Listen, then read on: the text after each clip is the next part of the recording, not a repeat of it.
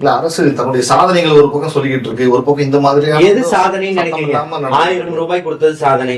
நிறுத்தி வச்சிருந்த மடிக்கணினி அந்த அம்மா கொண்டு வந்த திட்டம், அதை நீங்க 4 வருஷமா கொடுக்காம இப்ப 5வது வருஷம் இப்ப 3ஆம் ஆண்டு படித்து முடிச்சுட்டு வெளியில போற பசங்களுக்கு கொடுத்தது சாதனை.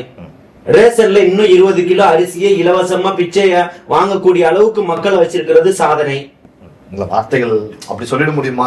வேற எப்படி பிரபா? நான் என்ன கேட்கிறேன், இந்த சுதந்திர இந்தியாவுல இந்த உலகத்துக்கே முன்மாதிரியானவன், எடுத்துக்காட்டவனவன், நாகரிகத்தை சொல்லி கொடுத்தவன் நம்மளுடைய சமூகம்.